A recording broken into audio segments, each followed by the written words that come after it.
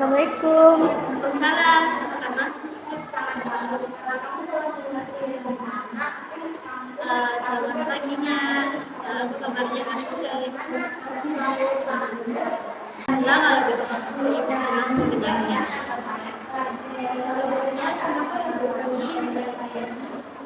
Jadi begini, nah, berdasarkan dari hasil pengamatan dan laporan dari guru yang mengajar di kelas kamu, katanya akhir-akhir ini kamu jarang datang ke sekolah, apalagi 1 bulan terakhir ini. Kalau boleh tahu ada apa ya, Nak?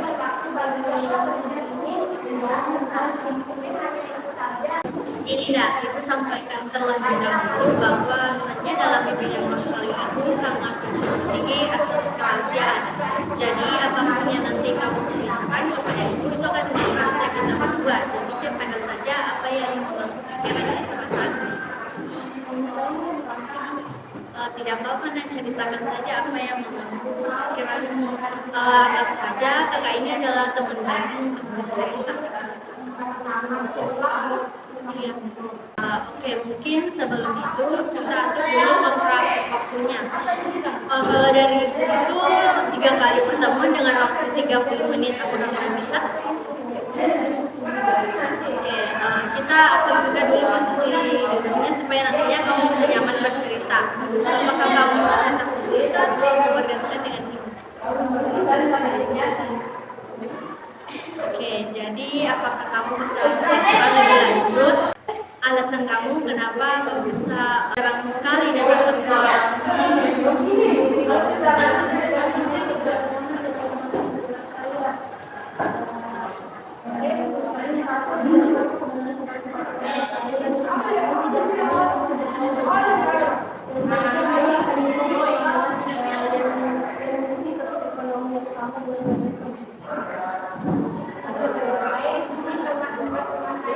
Baik, terima kasih karena kamu sudah bercerita sama aku. Jadi kamu ini merasa kurang nyaman dan tidak ada yang mau berteman dengan dan kamu juga merasa bahwa latar belakang ekonomi kamu berbeda dengan teman-teman yang lain. Ada alasan lain?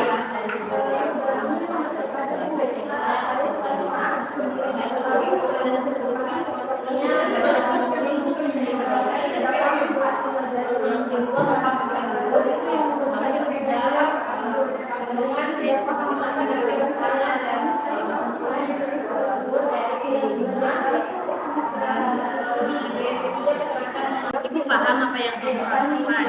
Jadi bagaimana posisi kamu ketika kamu merasa sendiri di keramaian? Apakah kamu tidak pernah mencoba untuk melakukan pendekatan dengan teman-teman kamu yang lainnya?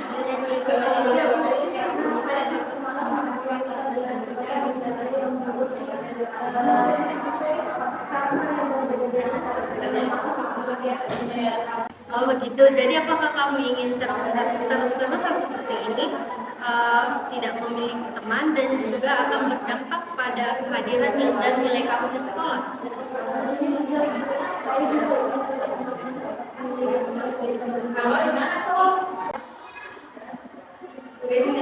Ibu senang karena kamu ini ingin berubah.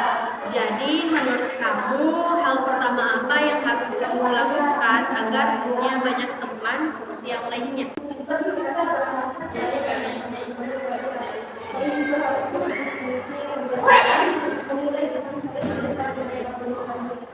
Oke, menurut kamu apakah ada hal lain yang bisa kamu lakukan?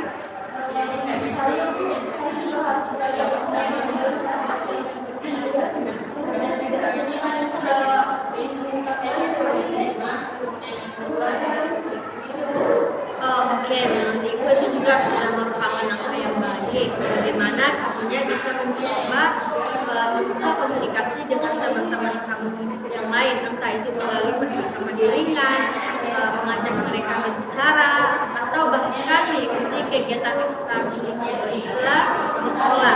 Ini juga bisa menjadi cara untuk membangun hubungan yang lebih baik sama kamu satu sama lain. Selain itu, ketika kamu sudah berlangsung di kelas, kamu juga pernah mencoba untuk mencari teman belajar atau mengenai permasalahan kita. Mungkin kamu bisa memulai dengan berbicara kepada guru atau staf di sekolah yang kamu percayai. Mereka mungkin bisa memberikan bantuan tambahan atau merencanakan waktu konsultasi untuk membantu kamu memahami pelajaran. Jadi jangan ragu untuk bertanya pada mereka, karena tugas mereka adalah untuk membantu kamu untuk berkembang secara akademis. Selain itu, kita juga bisa menjelajahi opsi pemilihan mata pelajaran atau program yang lebih sesuai dengan minat dan bakat kamu.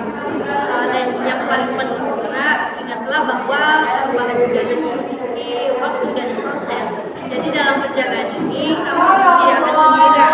Kamu akan selalu di sini untuk mendukung kamu. Kira-kira masih ada hal lain yang ingin kamu sampaikan? Oke, mungkin karena waktunya sudah memakan habis, sebelumnya Ibu mau bertanya kembali terkait perasaanmu setelah mengikuti proses konseling hari ini.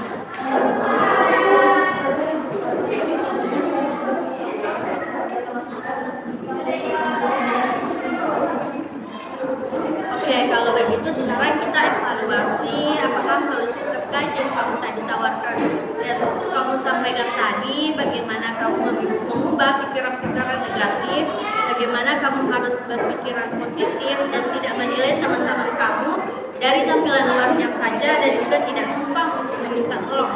Apakah nantinya itu bisa diterapkan bersama teman-teman kamu?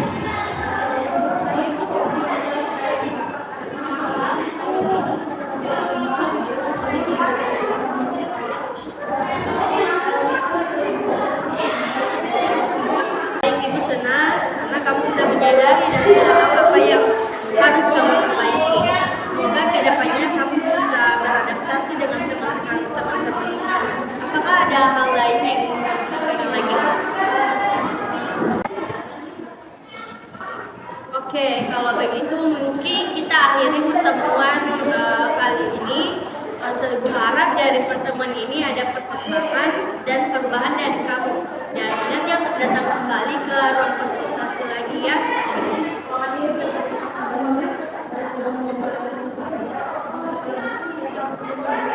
Oh iya, nak, hati-hati ya nak. Baik, di sini saya akan menilai hasil konseling saudari Tri. Yang pertama itu adalah attending, di mana itu yang pertama adalah membangun hubungan. Di sini saya memberi poin 5 karena menurut saya konselor telah menunjukkan empati terhadap kebutuhan konseling, sudah juga mengkomunikasikan rasa hormat kepada konseling, menyampaikan kata-kata penerimaan ketika konseling datang, mengkomunikasikan peran konselor, menyampaikan tujuan konseling kepada konseling, dan menemukan kebutuhan konseling secara konkret. Yang kedua itu adalah memposisikan duduk. Saya memberi poin 5 yang dimana itu yang pertama mengatur posisi dan jarak duduk yang tepat sudah bagus, mengatur kecondongan duduk secara santai juga bagus, melakukan kontak mata juga bagus, mengatur gerakan tangan dan kaki juga bagus, dan melakukan sentuhan yang diperlukan untuk memberikan rasa nyaman kepada konseling juga menurut saya sudah bagus. Yang ketiga adalah keterampilan mengamati. Di sini juga saya memberi poin 5 karena sudah menunjukkan pemahaman terhadap gerakan tubuh konseling, menunjukkan pemahaman terhadap ekspresi konseling, menunjukkan pemahaman terhadap pikiran konseling melalui ekspresi wajah dan gerakan tubuh. Yang keempat itu adalah keterampilan mendengarkan. Saya memberikan poin 5 yang dimana itu adalah konselor sudah memfokuskan perhatian pada pembicara konseling tentang peristiwa dialaminya. Yang kedua, konselor telah memfokuskan pada proses terjadinya peristiwa yang dialami konseling. Dan yang ketiga, konselor telah memperhatikan saat konseling berbicara. Sekian dari saya. Baik, di sini saya akan memberikan penilaian terhadap keterampilan responding. Pertama itu meliputi merespon isi, ada merespon pernyataan konseling berdasarkan urutan pertandingan secara kronologis, itu saya berikan nilai 5. Kemudian yang kedua merespon pernyataan konseling berdasarkan sebab dan akibat, yang juga saya berikan nilai 5. Kemudian yang ketiga memfasilitasi konseling untuk mengeksplorasi isi pembicaraan, yang juga saya berikan skor 5. Kemudian yang kedua itu merespon perasaan, meliputi merespon perasaan permukaan yang diungkapkan konseling, saya berikan skor 5 juga. Kemudian yang kedua merespon perasaan tersebut dan pernyataan konseling saya berikan nilai 5 juga. Dan kemudian merespon perasaan yang diungkapkan melalui pengalaman konseling saya berikan respon 5. Kemudian merespon perasaan yang diungkapkan melalui pikiran konseling saya berikan respon 5. Selanjutnya merespon benar. Yang pertama memberikan respon terhadap pikiran yang diungkapkan konseli, saya berikan respon 5 karena tadi sudah merespon apa yang diungkapkan oleh konseli.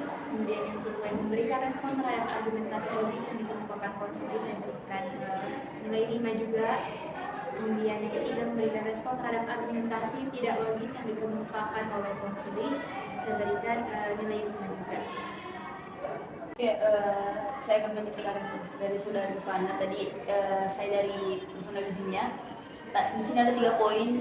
Yang pertama itu tadi si konselor ini sudah membantu konselor untuk mempersonalisasikan apa sih kekurangan dari konselor ini.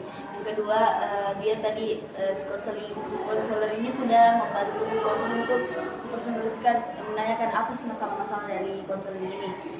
Selanjutnya yang ketiga itu membantu konselor untuk merumuskan apa sih kekurangan-kekurangan yang ada dalam dirinya konselornya. Saya berikan sebagai poin. Oke, yang selanjutnya imitiating. Yang pertama tadi si konselornya sudah membantu konselor untuk merumuskan kegiatan atau langkah-langkah yang akan dilanjutkan oleh konselingnya selanjutnya, apa yang akan dilakukan. Selanjutnya yang kedua itu membantu konseling untuk membangun langkah awal dan langkah akhir yang akan dilakukannya. Yang ketiga itu untuk konselor tadi sudah membantu konselingnya untuk menetapkan waktunya. Tadi kan ada waktu dari awal. Terakhir dia ingatkan kembali. Terus yang keempat itu konselingnya ini menetapkan waktunya, pertemuannya tadi sudah. Yang kelima itu memberikan penguatan positif di akhir video.